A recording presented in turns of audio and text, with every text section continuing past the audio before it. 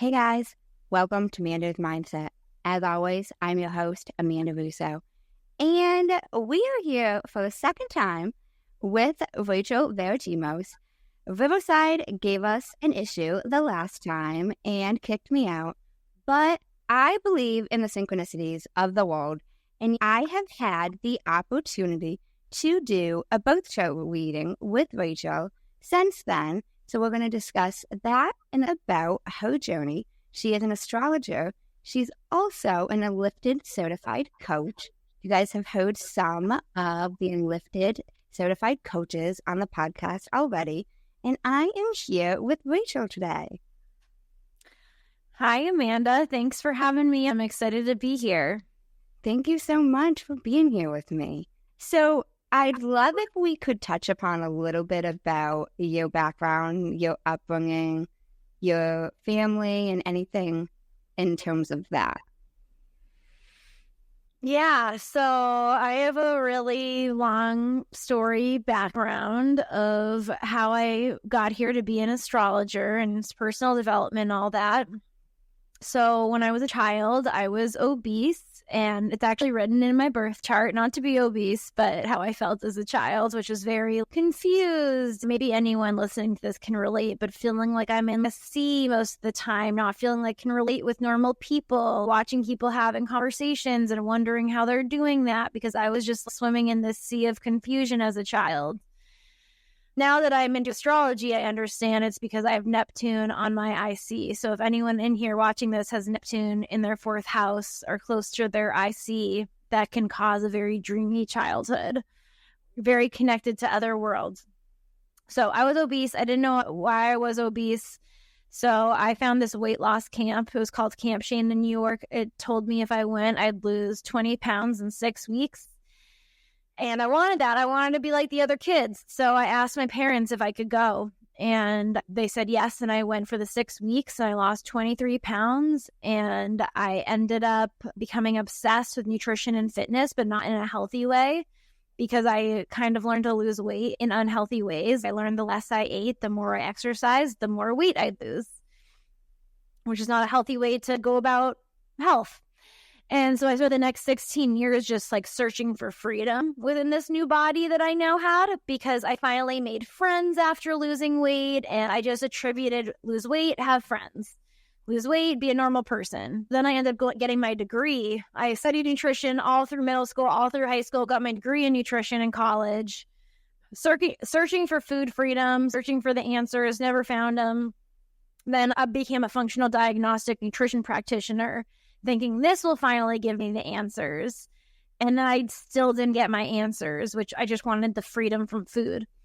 And so it wasn't until I just surrendered everything, surrendered trying to find the perfect diet, surrendered trying to control my body, that I just started listening to my body and eating fruits and vegetables and like eating what I knew was good for me. And in that moment, I realized that I had attained a body that was previously hard for me to maintain, like a body size, and I wasn't trying at all. I was literally just eating whole foods, focusing on how much I ate, eating when I was hungry, stopping when I was full, having a good relationship with food, and I found out that was the key.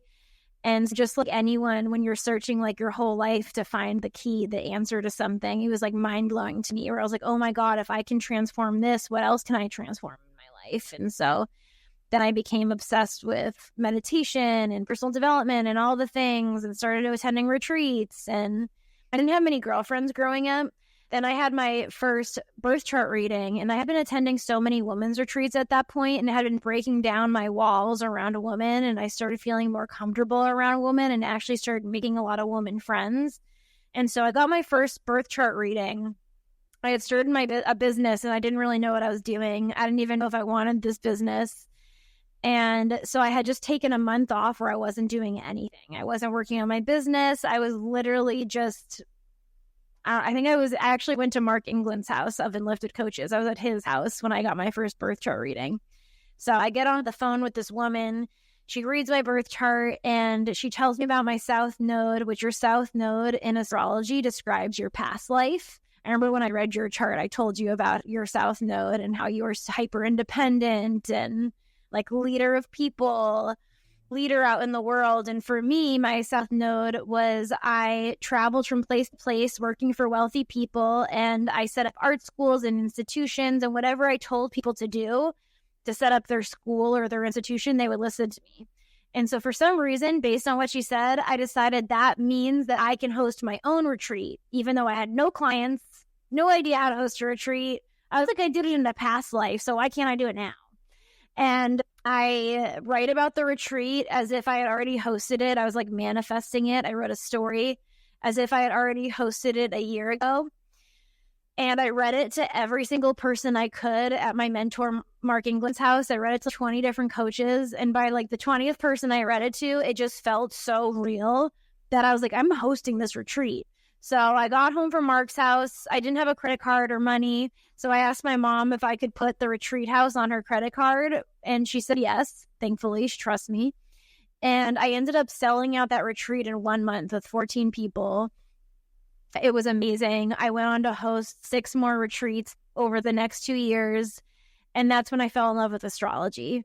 I was just like, holy crap. I would have never thought I could have hosted a retreat. Who in my right mind was I to host a retreat? You know, like I'd never hosted one before. I had no clients. I had, like, what am I doing? And the fact that like astrology gave me a clue into myself that I didn't know about myself. And then it worked out as well as it did. And then I went on to host like 6 in 2 years. I just became astrology obsessed. And so I just started researching things. And then I just started taking leap after leap based on my astrology. Like the leap I did to host my first retreat, like that's a huge leap. And so ever since then, I've used astrology to take huge leaps in my life, but also gain huge awarenesses about myself, like painful realizations, but also realizations that have helped me shed a lot of old trauma and come back into my power. And astrology has also empowered me in so many different ways. Like it's guided me, it's directed me, it's helped me push. I can't say enough things. There's so many stories I could go down, so I'll just leave it there. But it's basically how I got where I am today. A big part of me hosting the retreats over the 2 years was it was a part of me healing the relationship with women, where I had attended retreats, helped me heal my relationship with women. And so my retreats were really based around healing women wounds and just all coming together to support one another in the power of group manifestation. Hosting those 6 retreats was even more evident to me, like the power of woman and the power of retreats. And I always had an astrologer at my retreats before I became an astrologer. So, yeah. Now, when you went to the weight loss camp, how old were you? I was 9. Wow. So I've started my personal development journey really early. And your parents were on board for you attending the camp? Yeah, I begged them to let me go. My mom worried about me because I didn't have many friends. I just kind of was like the silent girl who didn't really interact with people and was obese. So that's like another big part of my story. I'm the girl who barely talked until high school/college. I'm the girl who like didn't have many friends. And now I have friends all over the country.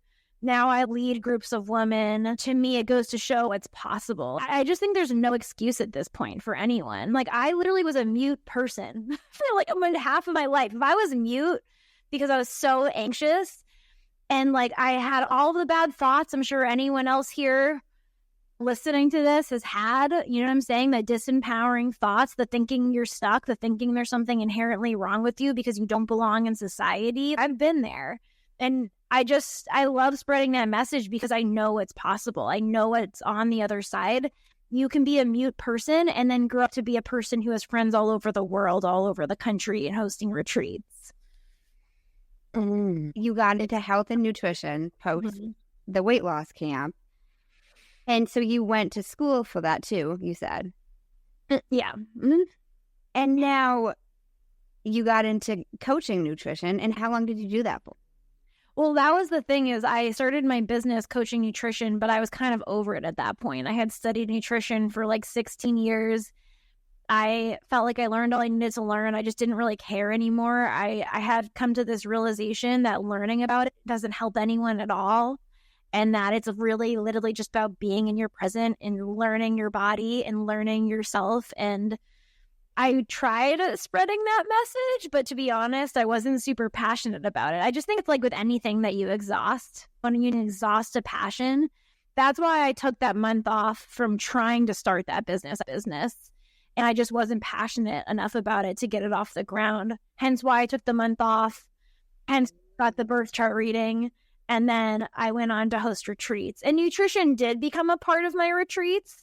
My chef, who's been at every retreat, is my best friend. She's partners of Enlifted, Kim Kesting. She's the podcast host of Enlifted. Me and her were in the same Enlifted group together in 2020. And we were both in level 1 together. And now she's risen to be the face of Enlifted, basically. But that's how we initially became friends. And she's really into intuitive eating like I am. And so a big part of my retreats is that nourishing factor is I always get organic, whole foods. And we talk about eating intuitively and listening to your body, and we make it a very intentional part of the retreat. Okay. So you never had clients like nutrition-wise, health-wise? I didn't build my business enough to like real thing. And that was another part of this whole story is I realized the power of following your passion in your heart. Like you can move mountains by following your passion in your heart. You can just shock the crap out of yourself. Like if I didn't follow my passion in my heart, I would have never hosted that retreat. When really, if you look at everything on paper, I had no business hosting a retreat. You know, I had no funding, no people, but then it ended up happening, you know? And it's the same thing with astrology. People are shocked at how much I know in astrology, but literally it was just because I followed my heart, and I just believe heart power is stronger than mind power. And that's a big thing of what I do at my retreats too, is we get really into the heart and we manifest and we tap into your truest passions. And I've learned that passion is the strongest force in the universe to get everything you want. You know, you said heart power is stronger than mind power. 1,000 million times stronger. Yeah. Okay. I don't have the scientific evidence, but actually there have been scientific studies that the heart frequency is like 5,000 times the mind or something, or like there's some sort of evidence I have seen. Good. I've never heard that phrase. I like that. Mm-hmm. Okay. So how soon after your birth chart reading did you start delving really deep into astrology? Immediately. Well, the second that I filled my whole retreat in like a month, like literally it was January 30th, 2021. I had the reading. I got home around like the first week of February from Virginia, from Mark's house. And I asked my mom to put it on the credit card that week. And then literally throughout February, I sold it out, had the whole thing planned. You host the retreat in April. So it was in February, had the reading. Yeah, had the reading, that started selling it out, hosted it in April. And then between that time of selling it out in April, I started really studying it. I kind of just studied the basics for the first 2 or 3 years of me studying. It was just like the signs, planets, you know, the basic parts of astrology. And I thought that I wasn't going to get past there. And that's why I always hired an astrologer to be on my retreats. And then my heart power took over and I became an obsessive person who would do it from the moment I woke up to the moment I went to bed. And then I learned the language of astrology very quickly. Wow. You do it that often. Ryan calls me a berserker. You know how everyone has their talents? My talent is my brain. I have an amazing memory. Like I remember your chart. I just have a really good memory. Everyone has their gifts. My gift is my memory and my brain. So, and my I'm an obsessive person. So yeah. Okay, I gotcha. I know your chart. I feel like we would have a similar chart. Do we? We don't, but there's some things in your chart that I was like, yeah, she gets it. She gets the obsessive, like your moon and house. Yeah, obsessive always, and then thinking about how I can do better, and then filling in the gaps, and then wanting to know that detail, and like I can go really narrow into the details, probably like you can too. Yeah. Yep. What would you say was the most surprising thing you learned when you discovered astrology? You know, when I first started getting into astrology, I actually think I used it in more of a toxic way. Like, even before I got my first reading, I used it to like hope and pray things would happen in my life. So I would look at a horoscope. Someone would tell me, you're about to be abundant this year. And then I would just be like, can't wait for the abundance. And I wouldn't do anything about it. Or I'd get really into reading horoscope apps and then start obsessing over my relationship with someone and why it might not work out based on what the horoscope app is telling me. You know what I'm saying? Or I would just start to like go into all of these rabbit holes where I wouldn't feel very good. It's like I would study astrology in an obsessive way in order to control my external reality or have some sort of hope. And I wouldn't feel good. I don't know if you can relate with this at all or if anyone listening to this can, but I'm trying to think, like, I would look at an astrology app and look at all the reasons why, like, see, this is why he's probably going to leave me in the future, talking about Ryan. Like, this is why my boyfriend's going to leave me because he's going to need this eventually and I won't take that. And I would just I would like use it in that disempowering way. And so what I actually learned about astrology is it's not a hope and pray tactic. It's not a you're doomed to your chart tactic. It is literally just guidance and a tool, and you have the power. Like, we have our own will. We have the ability to get to the highest expression of our chart or to get trapped by the lowest expression. And to me, one of the most liberating, cool things about astrology is when you actually use it as a guidepost to make big leaps in your life or as a reason to ask yourself, why couldn't I do that? Like, I could totally do that. My chart says in the highest expression I could do that. Why couldn't I do it?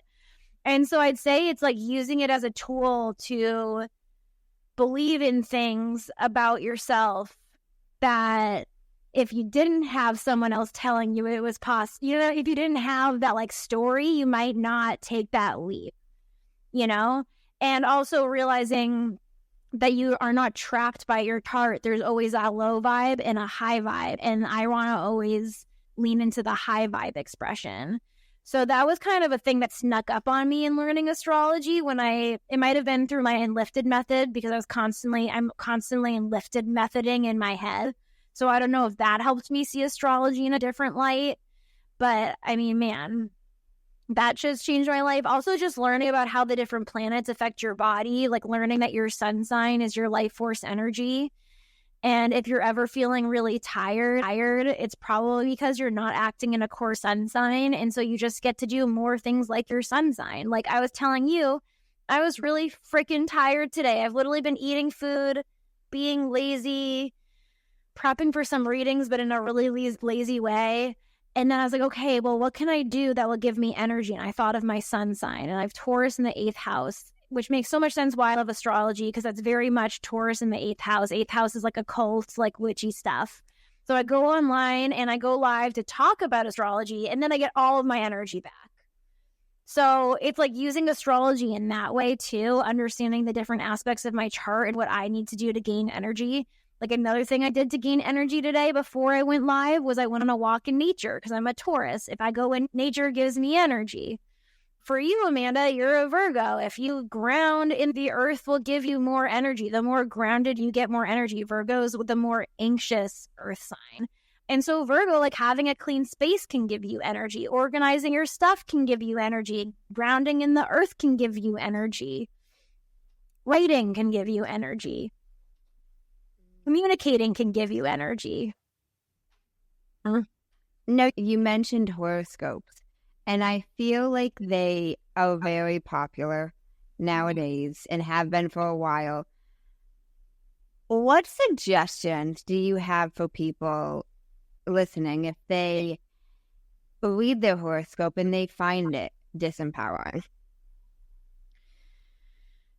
To look for another horoscope app or to like actually research. I like YouTube University and like I like to get a well-rounded version of all of my horoscopes.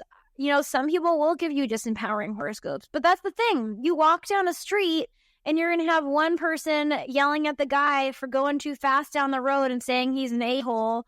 and another person blissfully walking by being like, wow, look how beautiful that car is. Everyone sees things from different perspectives. So it's just like talking to a negative Nancy versus a positive Polly. Like, do you want to just stop and talk to the negative Nancy and get their viewpoint? Like, we would never just take advice from Nancy. You want that?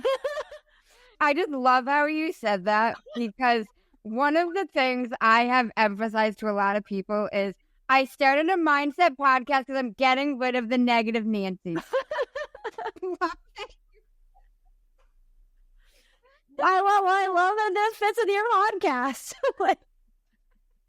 That's really true, though. You'll have some that are disempowering, some that aren't. Just like people. Okay. And you create your own reality. So like seek the empowering one. That's the thing with astrology that I like to hammer into people is like, Jesus, you create your own reality. When I give readings and I tell people different aspects of their chart and the things that they need to work on, my purpose is to be like, this is what you get to do in this lifetime. This is what's going to help you feel even more empowered. And this is why they are where they are. Or I could be like, hey, this is what you need to embody more of in your lifetime.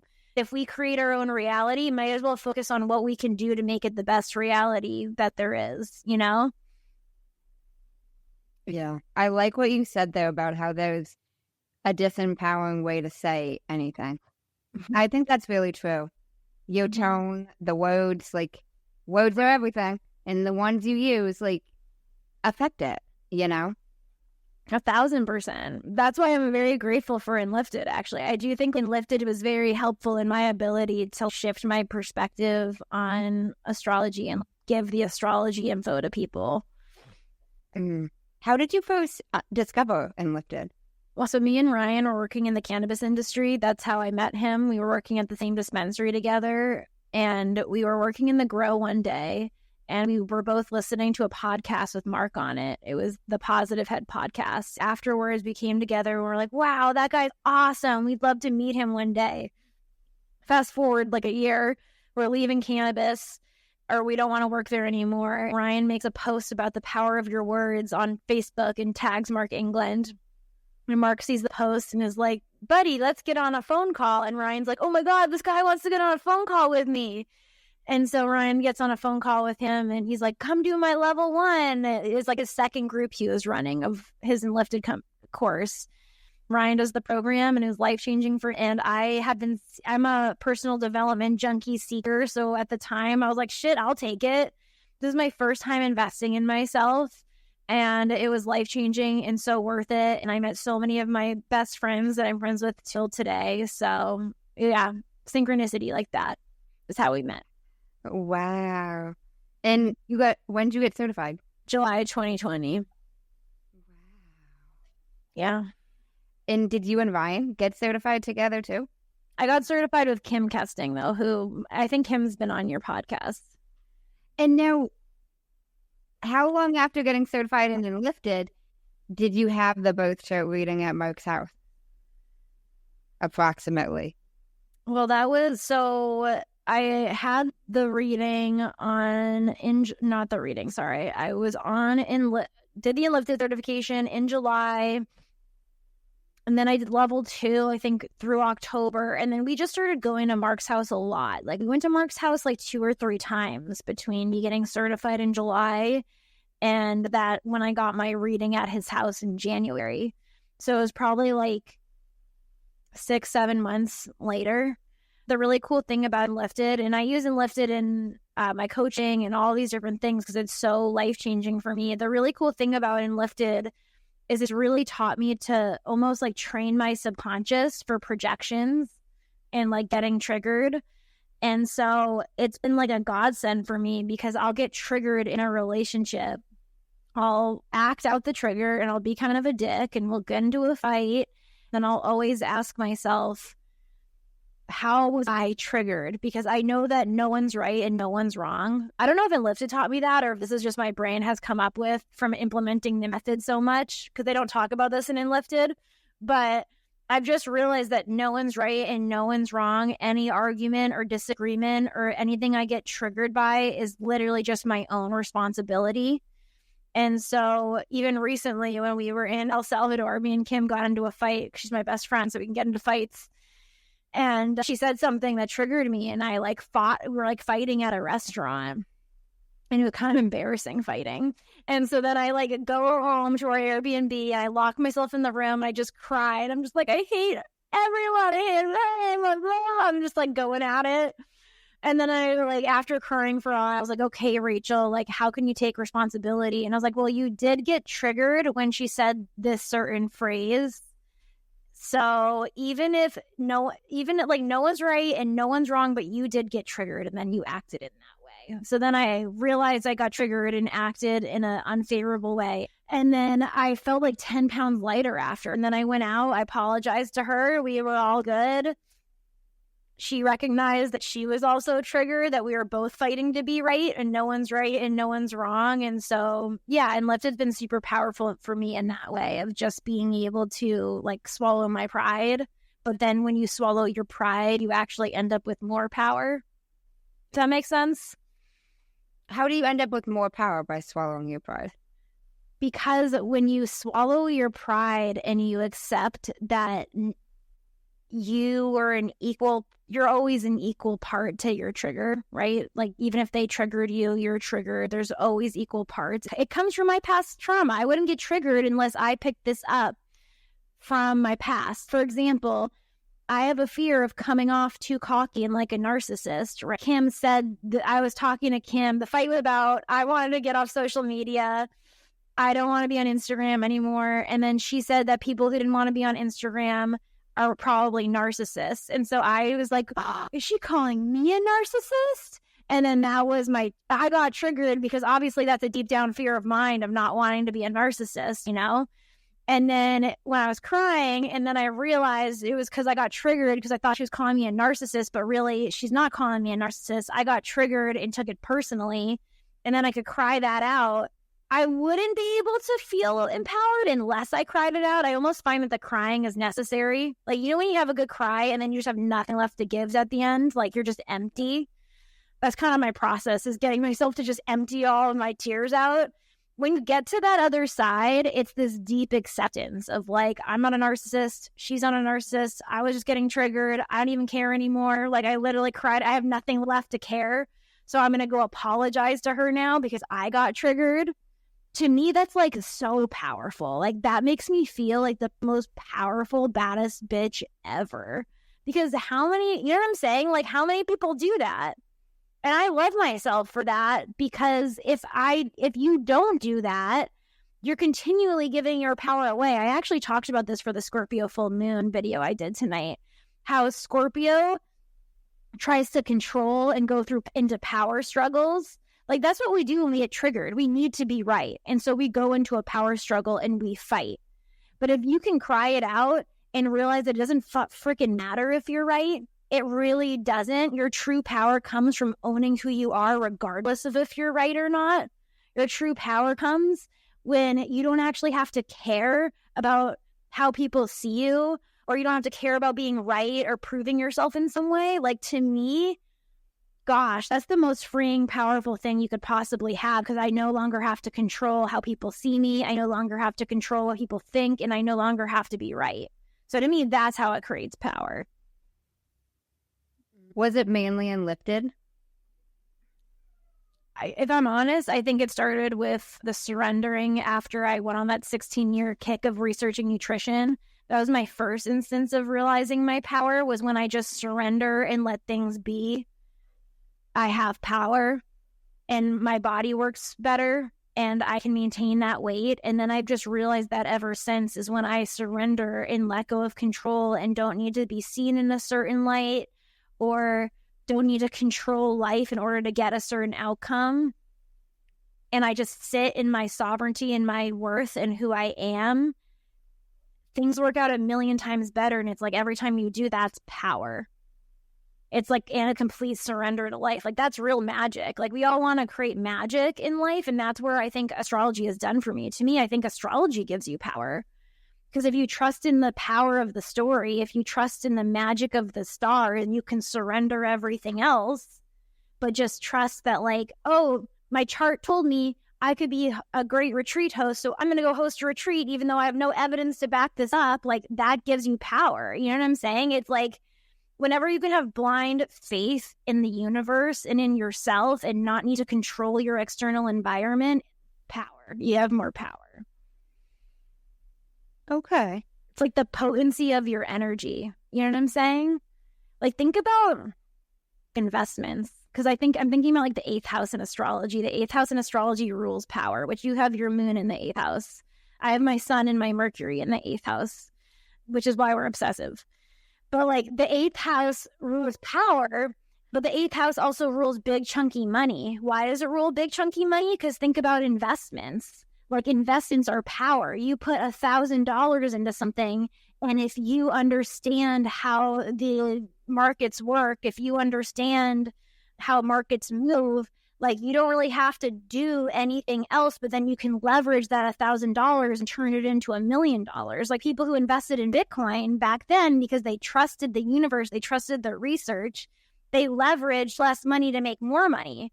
Whereas if you have the opposite mindset, right? Like, you don't believe you have power and you believe you just have to control life, then you work really hard to get there. And you almost try to control and expend more energy. Just the same thing as my diet story I told. I spent 16 years researching everything possible, trying every single diet. And the key was to just listen to my body. So I've just learned that the more you cut out all the BS, all the noise, all the control, all the overextending, and you just learn to leverage your energy and accept like the real raw truth of the universe. And I actually also realized the more you try to control, like, control comes out of fear, right? Control's coming out of fear of not having. And so if I'm going to try to control a boyfriend, for example, control my food, like control whatever, I actually end up manifesting the very thing I don't want. This is another power move I've transformed through. I used to try to control Ryan. If Ryan was a good boyfriend, he would say hi to me at parties. If Ryan was my perfect boyfriend, then if he wanted to go do that thing over there, obviously he would ask me and give me a phone call. But with me, if Ryan didn't ask me before he went to do something, or Ryan didn't come to me to talk to a party, I would try to control him and tell him he was being a bad boyfriend and he needs to consult me first. But why am I doing that? I'm controlling him out of fear of him abandoning me, out of me not being good enough, out of me not being worth being asked to go somewhere, or being worth talking to me at a party, you know? And what I realized was the only reason anyone would want to actually abandon me is because I would control them. Why would anyone want to leave you? Is because they can't be them, because you're controlling them. And so I've realized the very thing you fear that you then go out and try to control will end up manifesting into your life. And so why not just surrender? It's more complicated than that. Like, I think it requires facing some really hard truth in order to surrender. Like that example I just gave in my relationship with Ryan, I was able to surrender that after having a really painful conversation where he told me I was limiting his freedom. And like, it felt like he could actually abandon me at that point, because it was like, oh my God, like, he doesn't feel like he can be him, and he doesn't think he can last in a relationship where he can't be him. I'm manifesting the very thing I don't want. So I'm just going to give him his freedom, and realize that when we're out at a party and he doesn't talk to me, it doesn't mean that he doesn't love me. It doesn't mean that I'm not important. It just means that he's being him and I get to be me. And that was one of the most empowering things that's happened in my life too. So that's just like another example of, does this make sense? Like, the more you try to control out of your fear and then manifest the very thing you don't want. Wow. And it's interesting to me that you had two real life examples that you were able to come up with very quickly. They're just very relatable, both of them, to me. It makes so much sense, but they're both very relatable. Sometimes people give an example and I'm like, oh, okay. But I relate to both of them completely. I'm like, oh, yeah, same. I have the 8th house too. It's on me control. Relate to it so well. The freaking 8th house. But it's also where your power is. Like, the moment you let go of the control and you realize that you don't need to control is when you actually get your power. Like, how powerful is it to not have to control, but to just be able to own your power? I would love to touch upon the retreats that you used to host. How was your first one? It was amazing. I cried. I've cried at almost every retreat I've hosted. I cry out of happiness. Like I would just be so grateful for everyone there. At my first retreat, I was really vulnerable because I was like, this is so amazing. I've never had a lot of girlfriends, and now all of you are here, and I'm hosting a retreat with you all. And I'm just like, and I was like just crying out of gratitude. It's want to know, along the lines of control and retreats. Out of all the retreats I hosted, I said I hosted 6 in 2 years. One crazy thing I realized about hosting retreats was the more I planned for a retreat, the more I gave everything I got to it, the worse it went, and the less I planned, and the more I was just in flow with it and literally just focused on having fun. And I barely thought about the retreat until the retreat actually came and I was there. Those were my best retreats. And so I've just like, that's another lesson I've learned even through hosting retreats, that I realized like the more loose you are with your plans, because that's the thing about retreats is you have to be loose with planning retreats because you'll have a whole plan and anything can happen. You know what I'm saying? Like group dynamics, like mistakes, time being weird. We've had some weird time warps. I feel like over the last few years where time's speeding up and then slowing down and then speeding up and being really weird. But yeah, that is how my retreats went. It's so funny because like my Hawaii retreat, I host a retreat in Hawaii. I always host a retreat in a place I always want to go to. That's like been my theme because I believe you create your own life. So why would I not host a retreat in a place I want to go to? I get a free vacation there. So I hosted one retreat in Hawaii. That was my least favorite retreat because that was the one I planned the most for. I planned for a whole year for that. Can I swear on here? Yeah. Okay, I planned for a whole year for that bitch. Like, I literally, like, I talked to all these people I knew in Hawaii. I was, like, thinking about it constantly. I was just, like, constantly on my shit. And that retreat had, like, ripped me a new one. It went well for the people, but for me personally, it ripped me a new one. And then after that, and this is kind of goes with the whole theme, too, of where I realized, like, you just have to experience really uncomfortable shit to get to a point of surrender. After that retreat, I was like, over planning these retreats. I was like, I know what to do. I was like, I can't even care. I was like, we're going to go here. We're going to have fun. And it's going to work out. And then literally that's when I learned the lesson because I didn't plan at all. And that retreat was my best retreat yet. And so, yeah, that's how my other retreats went. Wow. So why was the Hawaii retreat so bad? Oh, it was just bad for me because I had so many hiccups. Like one time we were going on this hike to go to the best snorkeling in Hawaii. And I checked with like 3 people who are from the island. Everyone's like, it's a safe hike. Ended up being one of the steepest hikes of my life. It's like 1,500 feet up in like 45 minutes. And oh my gosh, people were dying. And when we get down to the watering hole where the fishies all are, like to go snorkeling, my photographer slips and slices her foot open. So she can't go back up this hill. And so I'm having to like be like, I don't know what to do about this woman. And I see a boat out in the middle of the ocean. So I swim out to the middle of the ocean, ask this boat if they can take my photographer.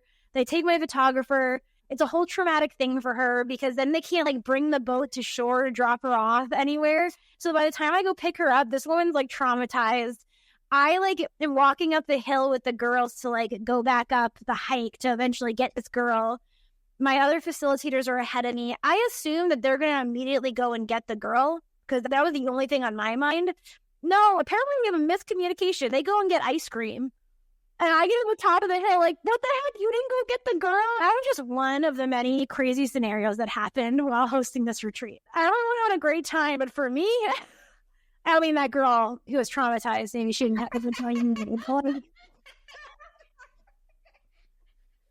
It was a lot. It sounds like it. And that's just one example of that retreat. Like my only retreat I've had that we ended up going when Mauna Loa, the biggest volcano that only erupts like every 40 to 80 years, is erupting the week we went.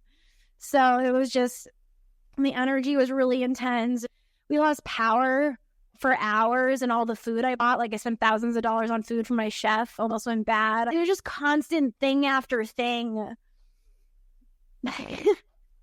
Gotcha. Okay. Yeah.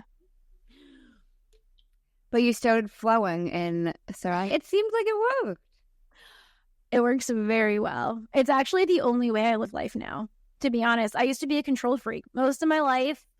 I was actually just talking about this with Ryan, how I became so masculine, so like perfection, go like obsessive person, but like also like outwardly obsessive, like controlling everything.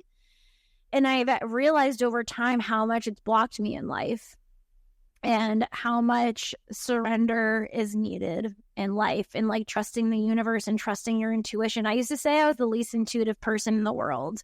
Now I think I'm the most intuitive person in the world. And I truly believe that only comes from like taking the big leaps, you know, surrendering after going through really painful experiences and just being like, F it, let's just see what happens. Throwing it up to God, you know? I'm curious how you approach people who either don't believe in astrology or are skeptical of it.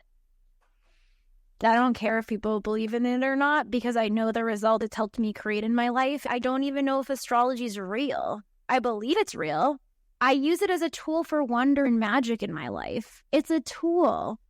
Everything's a tool. My number one belief is that we create our own reality. And so if I create my own reality, and to me, astrology makes everything in life look magical and fun and helps me make meaning out of everything. And it's helped me access my intuition. Like, whether astrology is real or not, like, it's helped me be right a lot of the time. And so, like, it either made me more intuitive, or it's real, or it just my magic of belief. But to me, like, I don't care if people believe in it or not because of all the things I just described. Like, I wouldn't have hosted all of those retreats.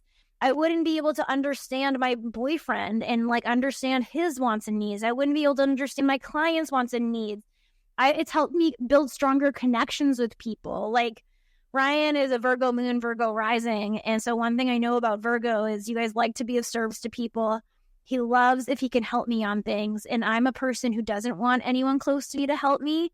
And so learning about him, that he needs to help people, it actually is emotionally fulfilling for him because his moon's in Virgo. I just decided to start asking him for help on the little things that I wouldn't care if he helped me with. The first time I asked him to help me because I knew that it would be nourishing for him to help me, he jumped like a kid and said, "Oh my God, you've never asked me anything." He's like, "I'm so excited." He's like, "Yes, let's go do this." And like, he literally was like a kid on Christmas. To me, I don't care if astrology is real or not, because if it helps me connect with people in that way, if it's helped me have major breakthroughs with my clients, if it helps them realize things about themselves and me realize things about me, why does it matter if it's real if it changes your life? That's real. Why does it matter if it changes your life? You know, like, I feel like in today's day and age, we're so obsessed with like science, but like science is the new religion. This is one of the things that always tripped me up in nutrition, which is one of the reasons I kind of got to the surrender around nutrition point. You know, I was in college. I had to do research after research on nutrition. I've done extensive scientific research. I've written my own research papers in college. I was obsessed with it. It was my previous obsession. And the thing about research and science is that there is a million different studies to support a million different things. Like, you could support anything you wanted out there, basically. And so in a sense, science is a religion, just like astrology is a religion. You know what I'm saying? Like, it's no different. Like, we like to think that we've figured out all the truths to the universe because we have science, but even science is constantly evolving and changing. Like, that's the point of science, right? So to me, astrology is actually the longest science we've had. It's been here way before science. Really? When was astrology? I don't know the exact date, but we've used it. They have it dated back till BC time. It goes back thousands of years. It's one of the oldest standing divination tools in sciences. Wow. Okay. How is human design different from astrology? Human design is newer, actually. So the guy Ra, who channeled human design, he channeled it in the 1970s. It combines more than just astrology. It combines the I Ching. It combines the Kabbalah. It combines the Tree of Life. I do like human design, but I feel like the way it's talked about online can put people in kind of a box. Like, one of the things I really like about astrology is I'll tell people it just feels like there's more room to move around in and grow. There are more archetypes, like energies to embody, less rules. So I don't know if you're into human design, but you'll see people be like, I'm a projector, and that's why I only work 4 hours a day. It's like a rule for a projector or something. You know what I'm saying? And I think that's where it can get kind of toxic, is when people fall into the boxes. That's why I really believe in like archetypes. I think that's one of the things I like most about astrology, is how it's 12 archetypes. Each sign is just an archetype, you know? Just like people embody archetypes, you hear people embodying like goddesses and stuff. Like, I'm going to embody Lakshmi, or I'm going to, you know what I'm saying? People working with Tantra goddesses. I don't know if you're into Tantra, but I know of it. I gotcha. No, I was just curious because you hear so much about, I hear a lot about both. I'm not like super into the human design, but yeah, I used to read human design charts. I used to be really into it. I just fell more in love with astrology.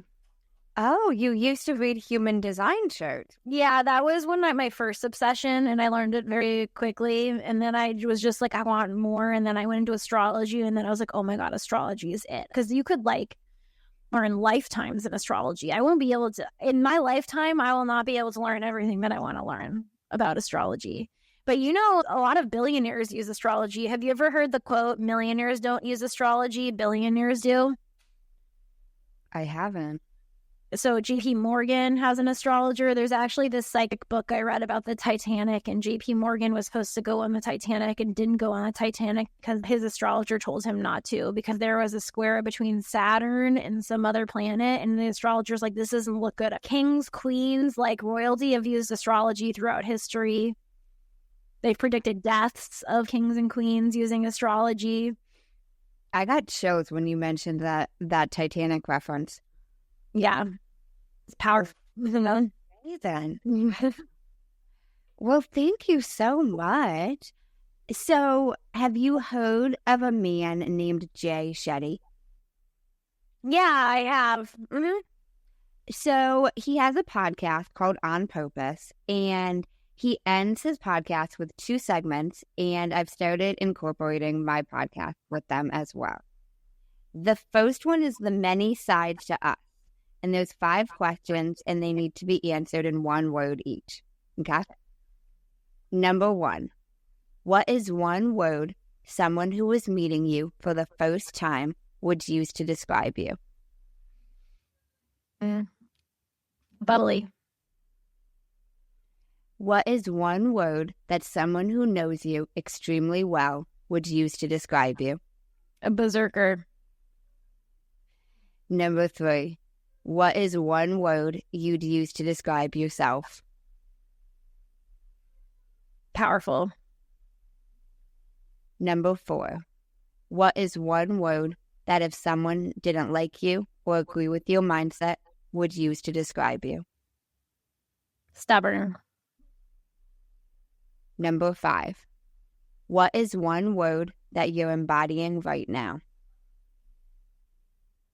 Surrender.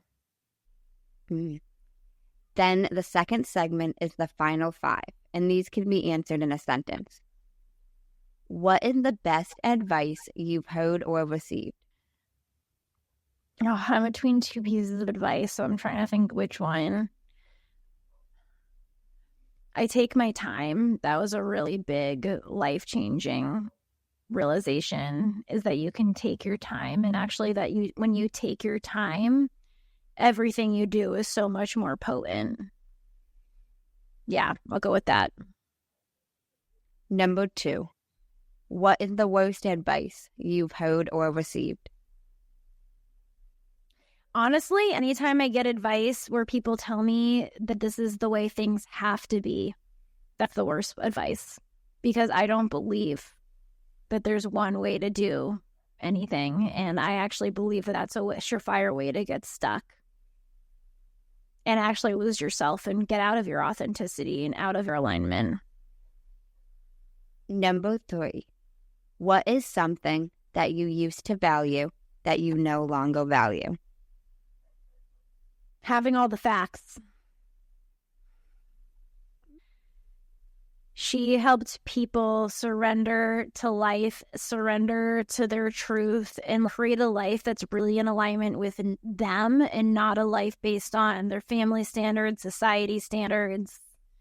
I help people create more freedom within themselves and actually trust their heart, which to me is like, makes me want to explode when I think of just like anyone connecting to their heart and following that and realizing you can really trust that. That's the best life ever, to realize you can trust your heart. You told me you're going to that retreat. That's why I was so excited for you. I was like, oh my God, like what's going to happen for her? Like she's going to realize the power of doing the fun things and doing that. To me, that's like everything. If you could create one law in the world that everyone had to follow, what would it be? And I want to know why.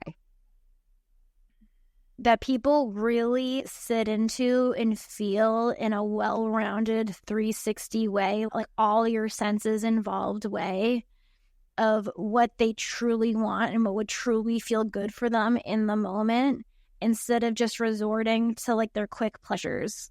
I know what it takes to change your life. I know what it takes to get to a place of freedom and like travel and like have all the friends and the fun and the joy and that complete sense of ease and all the things that you want. Like actually, I almost want to change my answer from before, because it's actually clothes I used to value, and I don't value buying clothes anymore.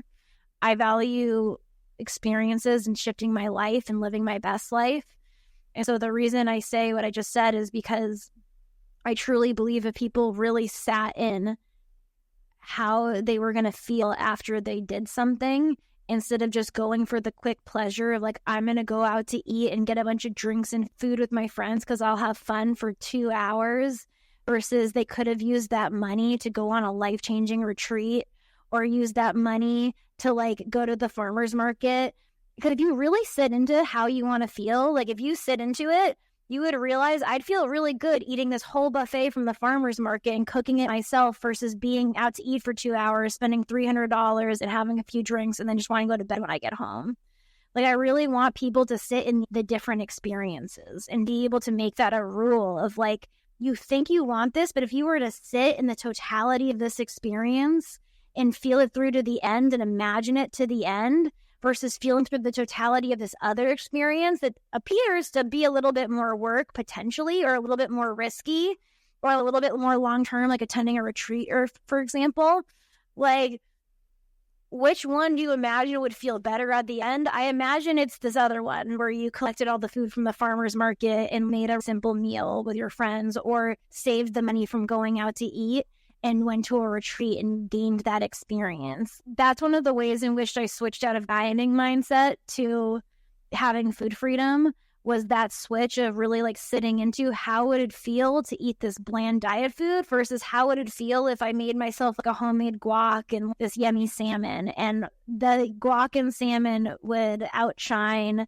this lean cuisine any night of the day or any day of the year, because this Whole Foods meal that I made not only tastes good, but I have energy after it, and I feel full and I feel vibrant, and there's a sense of pride. When I eat this lean cuisine, I feel kind of hungry still, like it tasted okay. At least it's low calories. I should be getting thin, right? Like it's a completely different vibe. And I just like wish that it was a rule that people would truly sit in the vibe and feel it all the way through before they made their decisions. I've been asking these questions for a while, and I've never gotten a response like that, but I really like that. It's just sit in it, to feel it. I believe that we're like on the verge of a psychic revolution, and I believe everyone is psychic, and the more they practice that, you actually realize like you can feel into what would truly liberate you, and it helps you make decisions that are more in touch with what your soul really wants. Okay. Wow. Can you share with us the resources that you utilize consistently to be successful? Honestly, it's mainly YouTube videos because I'm obsessed with YouTube. So I'm trying to think of like resources. I mainly look at birth charts constantly, like really from the moment I wake up to the moment I go to sleep. before I knew astrology, I would go on YouTube and I would listen to a bunch of astrologers and get my monthly horoscope. That's actually how I healed my money mindset and like actually started building wealth and like shifting how I looked at wealth and money for my first time was listening to a astrology horoscope. She said to keep an eye out for shocking, surprising, out of the box, out of the normal things that come into your reality. And this financial course popped up and I was like, well, that's shocking and out of the box. I'll lean into it. And then literally I shifted my whole relationship with money. So for me, it's like using astrology as a way to open up your sights and take chances on things that you might not normally try. That's one tool that I use constantly. Or get a birth chart reading with me or someone. I meditate. I think meditating is the most important tool in the world, and I don't even think it should be negotiable. That should be another law. I literally think meditating is the most important tool in the whole universe, and I say this as someone who used to hate meditating, who thought I was allergic to meditating, because every time I would meditate, I'd get itchy, and I thought I was just allergic to it.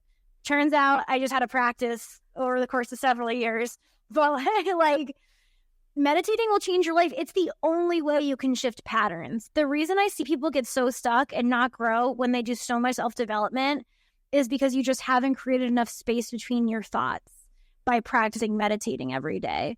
Like minimum 20 minutes. I think 5 minutes, 10 minutes, you can start with that, but it's really BS. 20 minutes minimum to true, even if you split into 10 and 10 and start there. I mean, I'm really up to an hour a day. I think that should be the set standard. So yeah, I will say meditating, a huge tool. And I like the Enlifted method, the projections and taking that self-responsibility, a lot of the concepts that I talked about in here. So if no one knows what I mean by taking projections and taking that responsibility, watch the Get Enlifted podcast. They talk about it. Sounds well. Thank you so much. I really appreciate you speaking with me. And before we close out, is there anything else you want to share with the listeners? That's it. I guess the last thing I want to share is that if you're listening to this and you've listened to a lot of personal development podcasts, I'm assuming you're a person who desperately wants to change and shift and maybe even trying your whole life.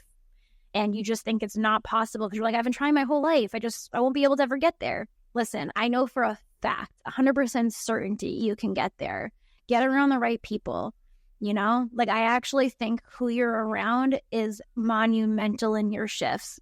A lot of my big shifts came after getting in the room with people who were at the next level to me, but I guess hadn't evolved past where I was, and spending more time with them, and then you quickly raise up to them. So I just think getting around the right people is everything. And if you feel stuck, it's not your fault. It's just that you're not in the right environment. If you want to explore your birth chart and get a reading with me, you can check me out at Rachel_Varitimos on Instagram, and you can book a reading there. And then I also do astrology coaching, which is basically all the things I've talked about, using astrology to gain self-awareness, but also using it as a way to make huge leaps in your life and make them work out and blow your own mind. Okay, awesome. Well, thank you so much. And I really appreciate you speaking with me. And if you guys are interested in getting your birth chart read, I had mine read and I absolutely loved it. And it reminded me and reiterated things I kind of thought I knew and things I didn't. It absolutely told me. It was so on point. I was amazed, completely amazed. Even the few things I kind of was I kind of know this about myself, completely confirmed, and even in the stuff I didn't, it was right on the money. So thank you so much for that. I really appreciate it. Oh, thank you. It was so great chatting with you, and it was so fun reading your chart and this conversation and what you're doing. You're doing a service to the world. It's perfect for the age of Aquarius that we're in now. So thank you so much. Well, thank you. I really appreciate it.